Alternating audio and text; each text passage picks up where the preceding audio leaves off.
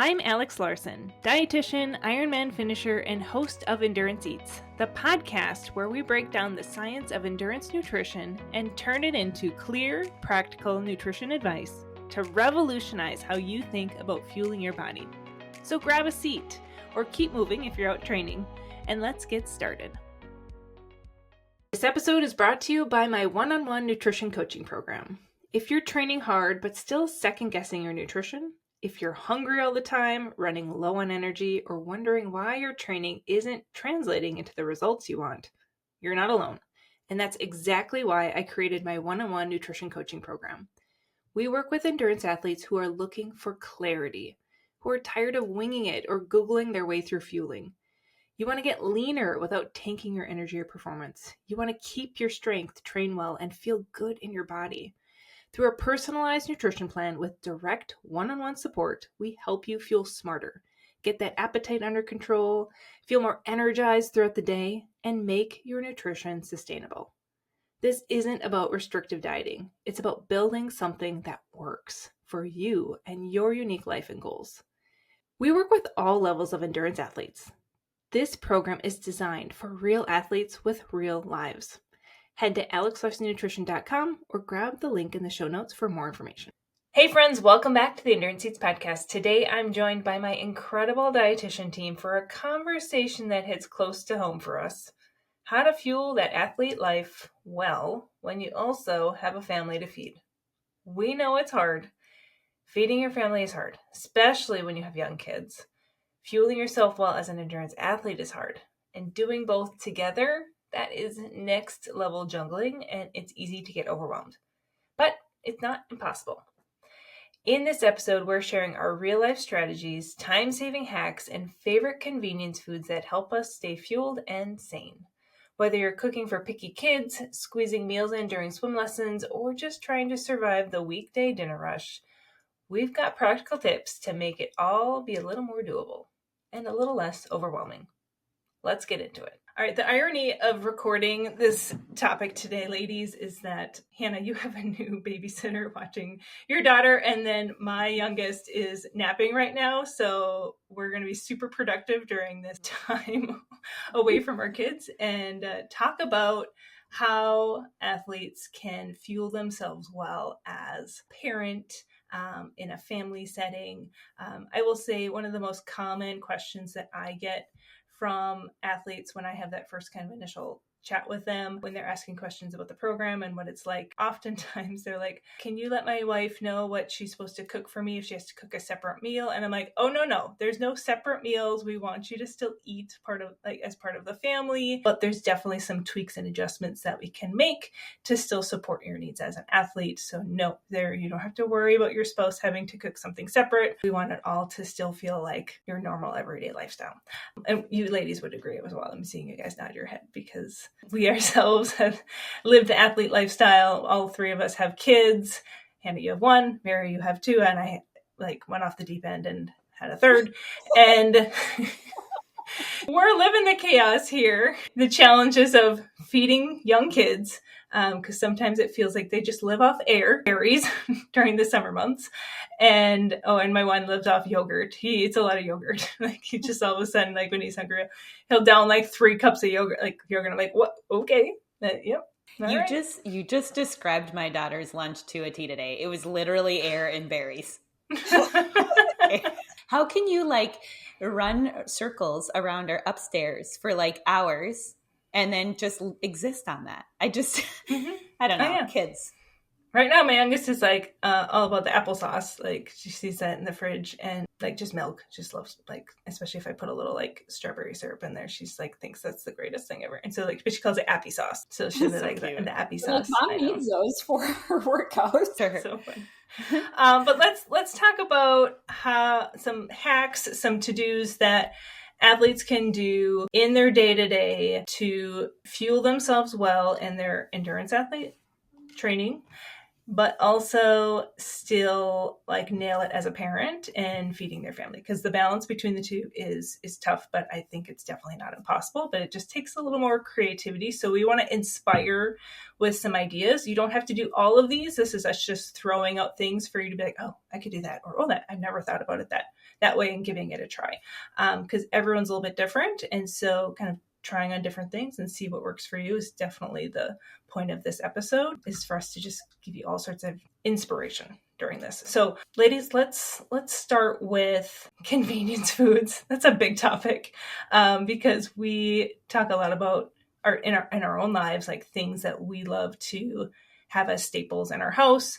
Things that come to mind for me are like the microwave rice, or like the bagged salad kits, or my beloved rotisserie chicken, and pulling the meat off of that and using it in different ways. Canned tuna, canned salmon are a couple really nice options. Frozen fruits and veggies, canned fruits and veggies, canned beans, frozen burger patties, salmon patties. Like Costco has some frozen salmon patties that I've had a lot of my athletes use and love those. The peeled, deveined frozen shrimp, like super fast to defrost, those types of things. Or even like the fish fillets that are in their individual servings, those can defrost so quickly, and they take, what do they say, like 10 minutes per inch thickness of the fish fillet. I mean, it's so fast. So those types of things are common convenience items that I recommend and will use myself. I don't know, am I missing anything, ladies? What else comes to mind? I know that, and actually we have a blog post dedicated to this, of Costco finds specifically. Mm-hmm. Mm-hmm. Costco freaking coming in for the win always. The nice thing about the options there is if you're serving a large family, 3 or more people, or even wanting to utilize some of those portion sizes for leftovers, those Kevin's frozen meals, like they have the Korean beef, they have teriyaki chicken, different types of chicken entrees that it's pre-sous vide meat. And I think it takes like 5 minutes to cook on a stovetop. So, I mean, with athletes day to day, we're talking about what are some quick plan B meal options when life doesn't go according to plan. But realistically, a lot of those options are my plan A. They're part of the plan A too, right? Like, I've had some athletes where they're like, we'll make our main entree, but then some of the sides will have those be convenience items. So it's like everything's not from scratch, but some things you are pulling from the freezer to to reheat in the microwave or on the stove. So think of it that way. It doesn't have to be an all or nothing. It could be a mix of both. For our plant-based athletes, Costco has so many other good options too, like the microwavable lentil packs and bean packs. They have the grain and celery salad, which is by their fresh meal kits. I know, Mary, you wanted me to try that, and then I was like, oh, it has kale in it, and I just fair point. Okay, maybe kale. I know, I will do spinach and other leafy greens, but like kale, I'm just like, I can't get behind it. It just doesn't taste good to me. I wish I liked it, but I'm just in everything. I have an athlete right now, though, that is so indebted to that grain and celery salad. She's been eating it for lunch for the last 2 weeks, and we're just supplementing it with either chicken or the frozen edamame. Also, I love edamame to add to things because it's such a great lean protein. It's also very high in fiber, though, so you don't want to go crazy with the quantity of edamame because it's just, if you're not used to having that much fiber. But it's great to include that. Salads, soups, casseroles, any of those types of things where you can add in extra protein, stir fries, fiber. Yes, just love that. I love all of those options we just listed, because I'll have an athlete start and they'll say, gosh, I don't have the time to cook. I'm not able to do much more than this. We have the conversation that realistically nobody does, right? Yeah. Not in today's age. Yeah. If you're working full time or you're full-time parenting, you have kids at home, you're training, right? I mean, I'm training myself. Personally don't want to be spending hours in the kitchen preparing these, but the convenience options are available. Most of those are very minimally processed that you can bulk up and add more nutrition to make it a very well-balanced meal. There was definitely a time when my kids were really young and I was just not getting a lot of sleep when the newborn, early toddler stage. And I found myself making just scrambled eggs and putting it in a wrap with cheese with the kids and then doing some fruit and trying to balance it out. And I had a good dietitian friend of mine who does a lot of family nutrition things. And she's like, Alex, you're not cheating. It's just smart parenting. And I was like, oh, right. That really just warms my heart. So sometimes you just have to reframe it as I'm not taking shortcuts. I'm not cheating. I'm not a bad parent. This is me just giving the best, fastest option that I have available to me right now. And it's a season of life and you'll come out of it too. Yeah, I always say the mental load of coming up with new ideas, especially at dinner, is always really draining. I don't find that to be the case with breakfast and lunch because I don't feel like there's pressure on that meal specifically, but dinner is when the family generally eats all together, and I think that's a time when people like communicate, and I feel like that's a lot of my athletes are looking for more creativity there. So I do feel like that there is some pressure, there is increased mental load at that specific dinner. So that's why I tell athletes too, like, try to automate your breakfast and lunch as much as possible. I don't really care if there's variety at those two meals. So that way you can put your mental bandwidth towards the dinner meal if that's kind of where your energy needs to go. I love leftovers for lunch. That's my favorite. I mean, I also work from home too. So it's a little bit, if you work from home, making sure that your dinner has some leftovers so you can have it for lunch the next day. That's one of my go-tos. And then I might just add in a few things from the fridge or pantry to like give it a little more Alex, variety. We know you had rotisserie chicken for lunch today. You don't need to. I did. Yeah. On my Caesar salad, like standard, like go-to. And we've been at the lake the past few days. And so when I come home during lunch, I'm like, oh my God, I'm so excited to have like some Caesar salad with rotisserie chicken because it's been a few days since I've had it. I'm obsessed. I love it so much. What else is there that you guys find yourself recommending to athletes? I think most athletes and I have a conversation of having a process in place to support your goals. And so most of our athletes have kids or they're responsible for people other than themselves. And the nighttime can be one of the busiest times of day, especially if you have kid pickup, drop off, after school activities, appointments, whatever it may be. So when you're that busy in the thick of life, there's a very rare chance that you're going to like commit time to washing and chopping fruits and vegetables if you're very spread thin at the end of the day. So then we have the conversation, okay, can our process somehow go back in time?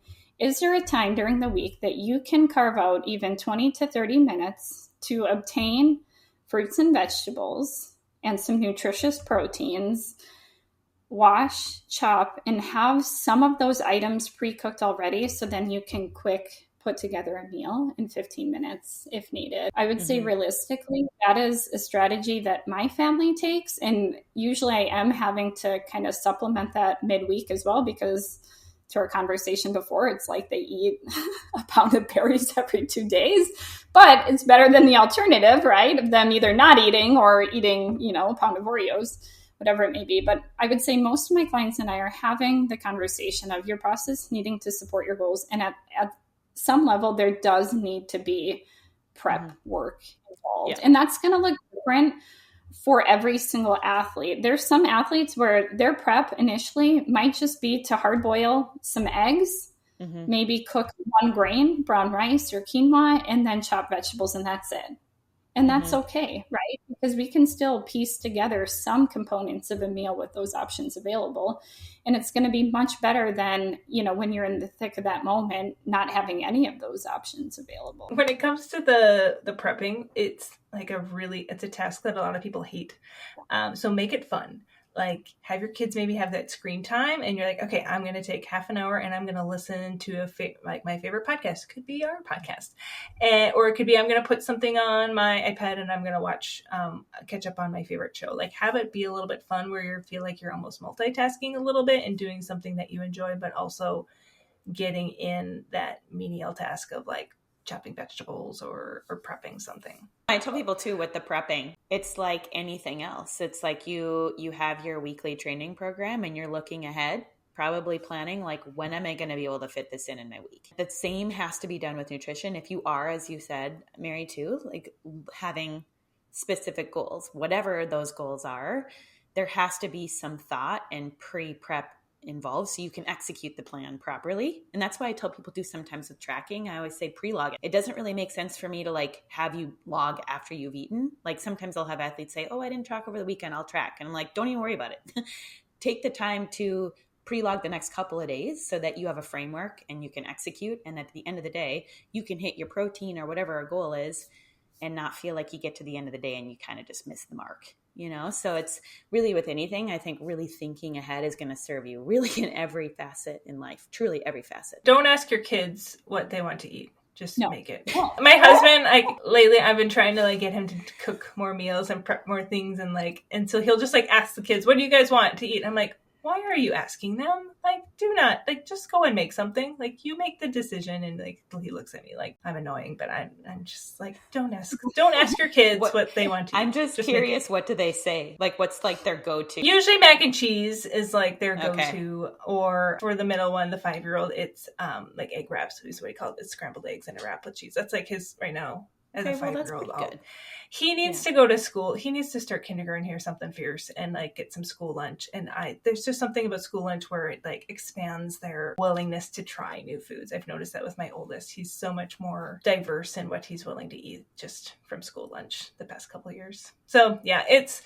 interesting. But usually they tell my husband mac and cheese because, you know, he can make that from a box. But we don't do it very often. But they certainly will request it if my husband asks them. So annoying. Don't ask. I'm rolling my eyes. I love it. If you guys, I don't know if you heard that. It was my eyes rolling into the back of my head. I heard it. It was visible and audible. It's the last episode. We need to have Reed on our podcast. No, absolutely not. Okay, Mary, you mentioned a little while ago about putting like your dinner meal like on a big board and having it like family style. Like, I want you to explain that a little more because I was like, ooh, I'm really curious. Yeah. So in my former life, and I think I mentioned this briefly, one of the areas that I covered was the pediatric clinic in the clinical setting. And I worked a lot with young kiddos. And with this kind of more liberal baby-led weaning style approach to feeding, the bottom line is it gives kids the autonomy to have more choice in what they're eating. So it's a division of responsibility where ultimately, to your point, Alex, you're deciding what is being served, and they're going to be deciding how much of it they want and if they want to try it. And so one of the strategies that I took and that has worked well for our family, we have 4, is we have like this big wooden, it's like a cutting board. And I'll put that on our dinner table. And then I put the food like directly on that with serving utensils. So then they're able to serve themselves and have the autonomy. And normally I'm putting 1 or 2 safe foods, berries or some sort of fruit. Safe food would be something that you know your kids are going to eat for sure. Absolutely. Right. Because if they decide that they don't want, for example, last night we had these vegetarian spring rolls. If they decide they don't want to try that, that's fine. They can still sustain on maybe 2 of the other foods that are served. And it's been really effective for us. And 1, simplifying things. 2, quicker cleanup because I'm not having to clean up like 7 serving dishes. And then 3, seeing their willingness to try new foods. For example, these spring rolls that I mentioned, my older daughter, who is more, and she's more exotic in terms of her palate. A couple weeks ago, I served the exact same dish and she said, "It's not my favorite, Mom." And I said, "Well, that's okay." And then last night, so sweet. My boys would have been like, "That's gross." This is the difference between like boys and girls. Girls are so polite and sweet. She ate like 7 of them. The bottom line, our kids are so fickle. They don't know what the heck they like and what they don't. I see it as an opportunity to consistently expose them to a wider variety of foods. And that has really simplified it for our family. And also on my end then as well, with my husband working long days. So usually I'm doing prep and cleanup. So it's just a lot easier. A few years ago, I hired a therapist because I was like just struggling with the mental load. And she assigned me to like give some division of responsibility with things because I do like 100% of the cooking. And so now, ever since then, my husband is in charge of all of the dishes. So I just throw dishes in the sink, and then at the end of the day, he puts them in the dishwasher and he unloads the dishwasher. Like, they are 100% his responsibility. And it is the most amazing thing I've ever done. Like, in my relationship with him. Like, it just took so much off of my shoulders of like having to like grocery shop, figure out what we're going to eat, prep, cook, clean up, do dishes. Like, it just was so overwhelming. And like for him to just now be in charge of them, because, and this was his first comment, "Well, you can't say anything about how I load the dishwasher, Alex." I'm like, I don't care. As long as the dishes get cleaned and put away, like, I truly don't even care. And so, and like, I don't, because I don't even look in it, because before it was like, if I loaded part of the dishwasher and then he started putting things in, and I'm like, what the heck is this? Like, you claim you're good at the game Tetris, but based off of your dishwashing loading skills, like, I don't think that's the case, because it was all over the place. But now I don't even look at it. And so there's not even that argument of how to load the dishwasher correctly. You're so like my husband. He is very meticulous about how the dishwasher is loaded. And I am a clean freak. Like I don't want to say I have OCD, but I'm particular about things and I don't care at all about the dishwasher. And that kind of surprises me because I do not care. I just like to those listening, if you have arguments with your spouses about the right or wrong way to load a dishwasher, let me know. Please comment like back to me and let me know that like it's a thing. Like, Mary, what are you about it? I feel like I'm exposing my real inner self by telling the world that a lot of the time we eat just sunflower seed butter and jelly sandwiches and yogurt as meals, but also you don't have any dishes. I hand wash everything because for some reason, I just, those tasks that you despise, unloading the dishwasher is one of them. Like my brain just can't handle it.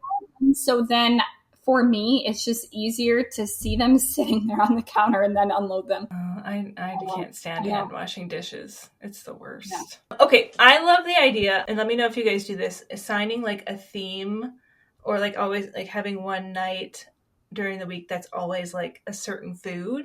Is that like a thing that you guys have done? Like for us, Friday nights have become like breakfast for dinner. So I always do like pancakes and some eggs. Because oftentimes I'm doing a big workout Saturday morning. So it's kind of a little carb load for me. And then I have pancakes in the leftover pancakes in the fridge for me the next morning to have before that big workout. Do you guys do that? I love that idea. We've done it occasionally in the past with my husband's job. It's just very all over the place in terms of when he's working or when he gets home and stuff. So it's not always easy to execute that. Because in like, truth be told, if it's just going to be me and my daughter for dinner, we do what's called like girl dinner.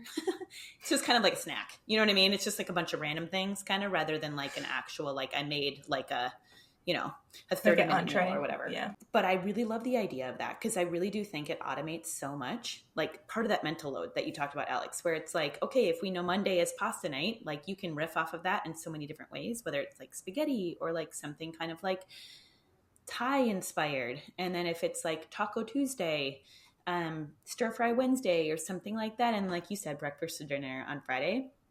I just think that makes it so easy to kind of like, it already gives you a foundation to like get creative based off of that. And then kids like routine. So it's like, you don't have to question. It's like, what's for dinner? It's like, well, it's pasta night. So that's what we're doing. Yeah, that's how my kids are on Fridays. They're like, what's for dinner? I'm like, it's Friday. They're like, oh, it's pancakes. Like they just know and they're not going to argue with that. Train them so well. I am training them. It's really great. And then Tuesdays have kind of become a Taco Tuesday for us now because my oldest really likes tacos. But I'll make it more of like a burrito bowl setup with some taco options so that the middle one who's not really into tacos quite yet, he can just grab like black olives and some cheese and like the tortilla part or the taco part. And I'll throw in some other things for him to have like during Taco Tuesday night. Yeah, one thing that's worked for our family is I do have a menu board just because my kiddos are a little bit older and they've kind of gotten to that stage where they will ask at least 10 times what's for dinner. Like, you don't even know what time it is. Why does it matter? And it helps keep me organized on track, but also making sure that I'm utilizing the ingredients that I've worked hard to prepare and minimizing waste as well. So I see advantages of kind of going with the whole theme thing. Again, we have 2 kids and usually I will pencil in a night per week where they can choose within reason what is for dinner. So as long as we're not duplicating meals like mac and cheese every night of the week, that type of thing, I do like them to have a little bit of say in what we're having as well. I have found myself lately, because my kids are picky and my husband can be picky too, is I do sometimes just make a dish for myself because I just really want it and I know they're not going to eat it. And I'm like, you know what, it just makes to have where I have leftovers for lunch for the next couple days. So I'll make whatever my kids and my husband are going to eat. And sometimes I'll eat that and then I'll do like a side dish that's just for me to meet my needs. But then sometimes I'm like, you know what, screw it, I'm just gonna make what I want because I've got a few like 20-30 minute like dishes that are usually like some sort of like curry based thing that has a lot of flavor that I love, but it'll have a lot of vegetables in it and things that like, I know like my kids, like they'll look at it, and my oldest sometimes asks to try it. And he's like, oh, it's not my favorite, Mom. Or, but no, that's what your daughter say, Mary. No, my kid will be like, I don't like it. But do better. Yeah. And I'm just like, well, thanks for not yucking my yum. I sometimes will say like, oh, you can just say you don't like it yet, because you might not like it yet, but when you get older, you might change your mind. Kids are so fickle. There's a really good chance in 2 to 3 weeks you like it. But the best thing that you can do as a parent is not give up, right? Kids won't have the opportunity to find foods that they like if they're not exposed to that. And honestly, even with my older daughter, it took her 5 years to like asparagus. My dad is like obsessed with like people eating things that they don't like. And so I'm like, why are you fighting? I'm like, and I just tell him, I'm like, I got it, Dad. Like, you don't have to say anything to my kids, because like you have to make the whole thing, feeding your kids, a good experience so that they eventually can feel comfortable trying something and know they're not going to get any backlash. But it is really frustrating. You can vent to us at any time about feeding kids and how frustrating it is, because we are living it. It's not for the faint of heart. No. Early on, I almost took it as like a personal offense if like my daughter would like pick up what I made and kind of like look at it and made this like kind of face like, what is this? And then just fling it. Like we're in the throwing food phase, and I would get like down on myself. I'm like, oh my gosh, like she doesn't like this. I thought she would love it. And now it's almost just kind of like, who knows? Like you said, Mary, it's just like such a crapshoot. Like one day she'll have 0 spring rolls and the next day she'll have 8. And you'll be like, what happened? So, but it is the best feeling in the world when they love something you make. Like there's a couple dishes now that my oldest is like obsessed, and he will ask for like 2 or 3 helpings of it, and I'm just like, oh, this is the most amazing thing. Like I just feel so much pride and like joy from it. So like there's hope, but it's like, man, it's tough road to get there. And he's 8, so he's starting to get more adventurous, but man, like that toddler stage, like 4, 5, 6 even, it's rough. And if you have like a spouse that's really picky too, like that, like a man child, like my husband needs like a 12-year-old sometimes. And, like it's hard. Like he's like, I make something and he's like, oh, it has tomato chunks in it, and I'm like, I'm sorry, it's not going to kill you. It's not poisonous. Like, so he'll like leave all these tomato chunks in the bowl afterwards. I'm like, oh my God. It's like ridiculous. I'm curious about, again, and I think I briefly mentioned this before. So when I work with athletes, we really talk about Plan B options and what are some quick go-to meal options that you can even utilize on your worst or most chaotic days.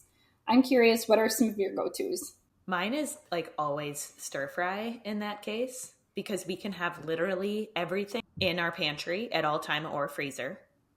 So I always do like the frozen vegetable mix from Costco. They've got this one called, it's like Pura Vida vegetable meringue. They don't always have it, but it's like fire roasted. So the veggies have like a really amazing flavor. And then we use their grass-fed beef sirloin. It comes in like strips, and I just like chop it up and like saute that all together, and then I'll make my own stir fry sauce. So that's usually like some kind of like soy sauce. I'll put like garlic, ginger, maybe a scoop of peanut butter in there, so it's like a Thai peanut kind of flavor. And then I do coconut rice on the side. So it's literally just jasmine rice with like coconut milk mixed together, and I can have that ready in 20 minutes. And it's so easy, and it's so filling, and it's delicious all the time. That sounds fabulous. So that's like a pretty standard meal that we do a lot. Otherwise, it's like spaghetti. And that's pretty easy too. Like literally ground beef, jarred sauce, and noodles. Yeah. Like really easy to have those things. But those are like my top 2. I do garden a little bit. I have some Roma tomato plants, and I make my own spaghetti sauce in like September. So I usually, anytime the tomatoes get red, from August to September, I just throw them in the freezer. And then once they're all done, then we defrost them and peel them, because if you take a frozen tomato and you defrost, like put it over warm water, that just the peel comes off. And then I will cook up all of those tomatoes, and I've got the recipe on the blog. It's like carrots, summer or winter squash. I'll add winter squash because that adds some sweetness to it. I will cook up, I'll roast like a whole bunch of different veggies, like onions and usually some mushrooms and like a whole bunch of veggies. And I blend that all up with the tomato sauce. And so it's got like 8 or 9 different vegetables in it. And then you obviously season it. And it is the most delicious spaghetti sauce I want ever. That. And my dad grows homemade garlic, so I will use his like fresh garlic, which is out of this world amazing. The audience wants to know if your husband is willing to eat this. Are there? Yeah, because it's blended up. So like I'll use like an immersion blender, so there's no chunks. It's completely smooth. And he's like, okay, Alex, this is actually legit really, really good. So that's one of my hacks to like getting my kids to eat vegetables is I make a massive amount of this spaghetti sauce. I will put it into quart-size bags. I'll use a little scale to make sure it's about 24, 25 ounces, which is a jar. It's like your standard jar size of pasta sauce. And then I freeze it.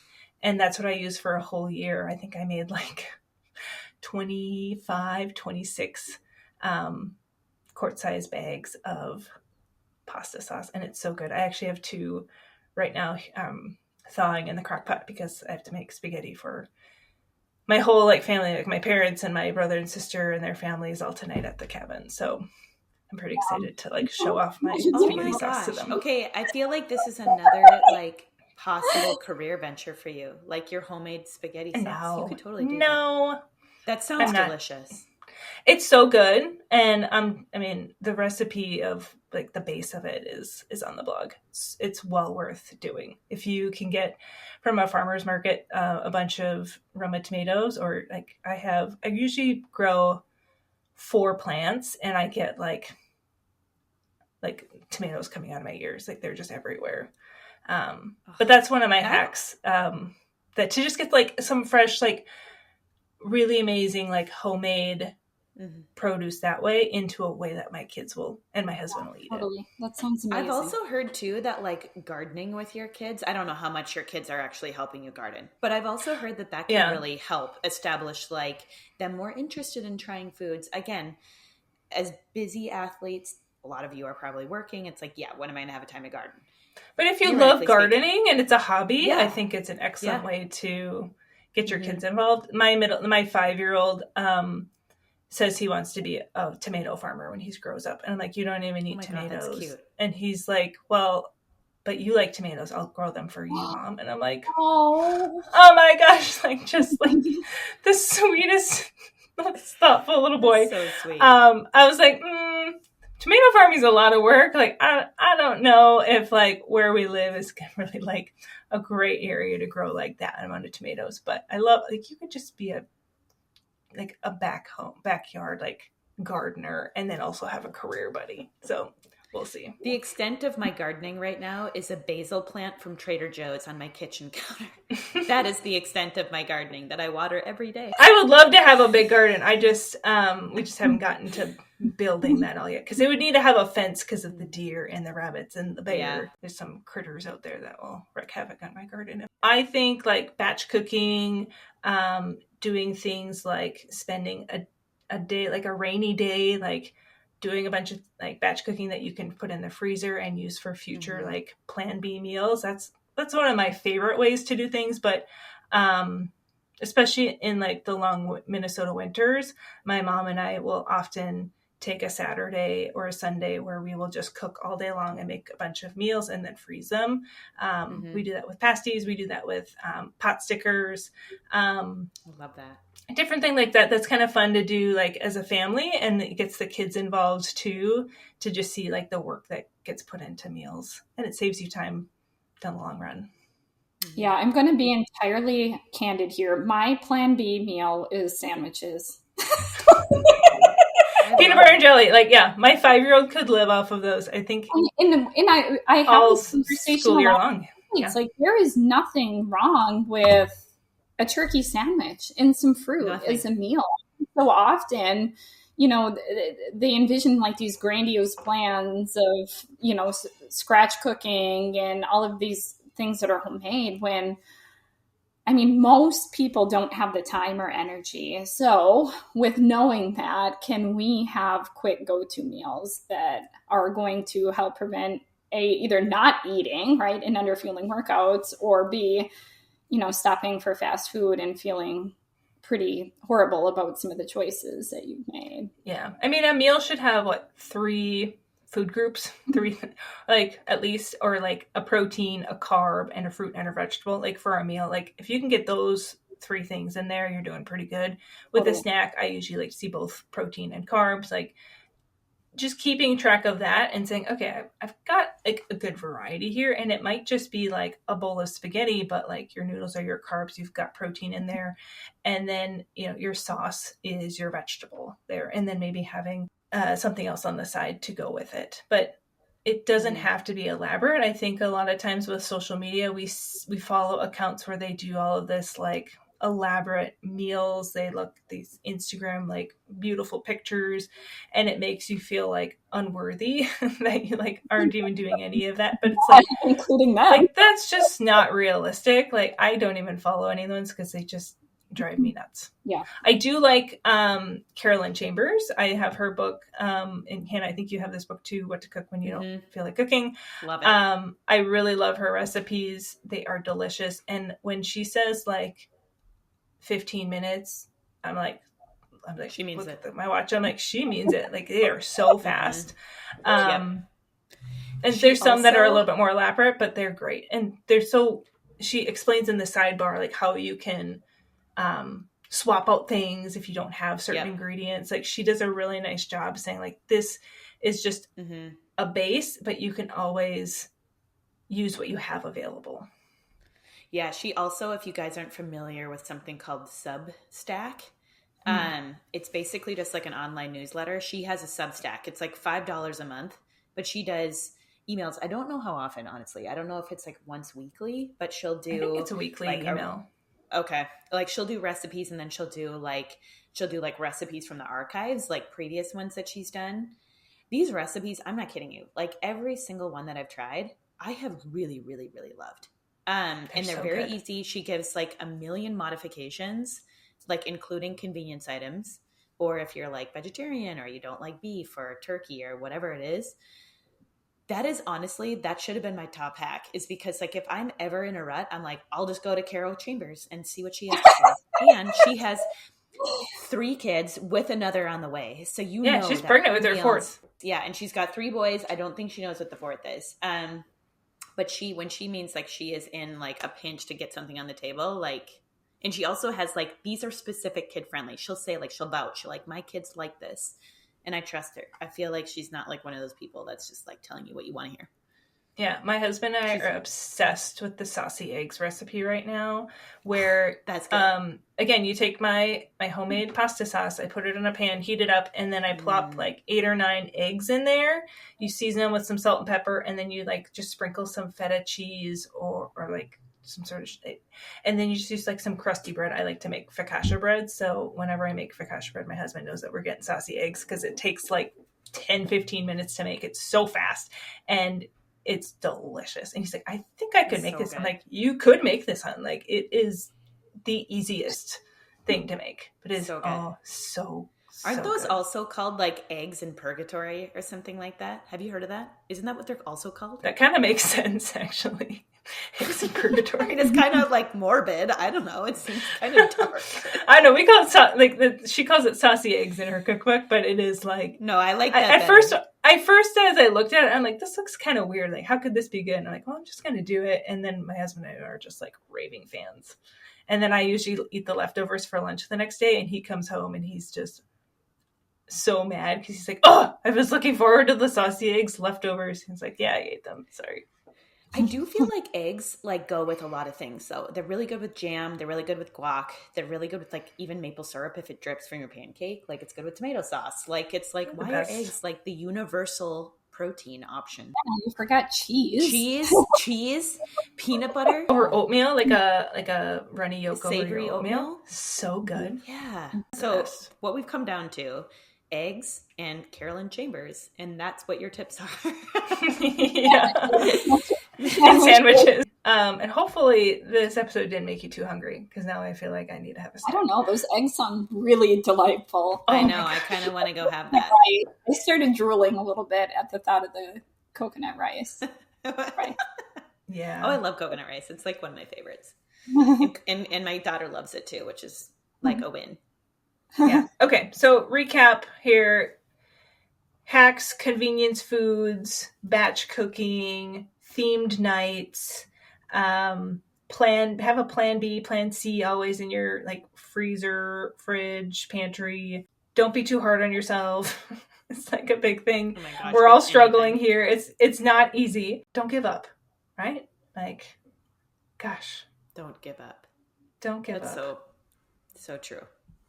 And if you're in a season of life where it's just really hard, figure out what things you can delegate. Like I have a cleaning lady that comes twice a month and just like deep cleans my house. So it's like one less thing that I have to do. I have had people, like athletes, that are like, oh, I have a lady that cleans my house and she does some meal prep for me. And I was like, amazing. What? I was like, that sounds like very dreamy. So I mean, that's sometimes an option for people too.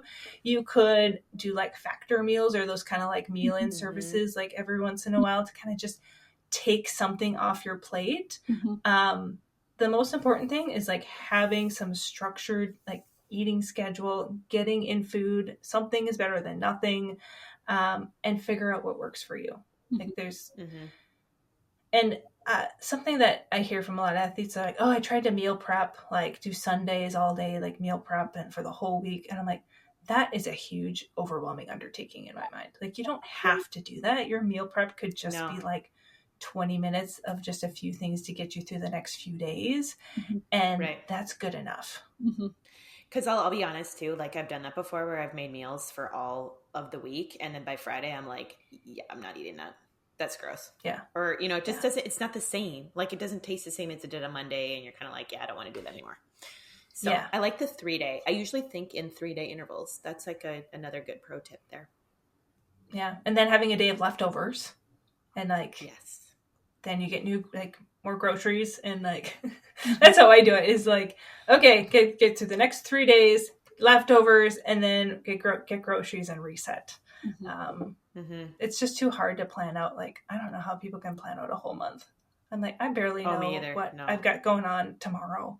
Like, it's kind of fly by the seat of my pants half the time. Well, ladies, I love this. This was so helpful. For those tuning in, thank you so much for being here. I hope you feel a little more empowered and a little less alone in the beautiful chaos of fueling yourself and feeding your family. Remember, it doesn't have to be perfect. It just has to be flexible and sustainable for you. So if you found this episode helpful, please share with your fellow parent athletes. They might just need that extra encouragement and support because we're all in this together. And don't forget to follow, rate, and review this podcast. Your feedback really helps us reach more listeners and bring even more helpful content in the future. So until next time, take care of yourself, and we'll see you in the next episode. Thanks again for tuning in. I hope you feel a little more empowered and a little less alone in the beautiful chaos of fueling yourself while feeding your family. Remember, it doesn't have to be perfect. It just has to be flexible and sustainable enough for you. If you found this episode helpful, please share it with your fellow parent athletes who might need some support and encouragement. And don't forget to follow, rate, and review the podcast. Your feedback helps us reach more listeners and bring you more helpful content. Until next time, take care of yourself, and I'll see you in the next episode.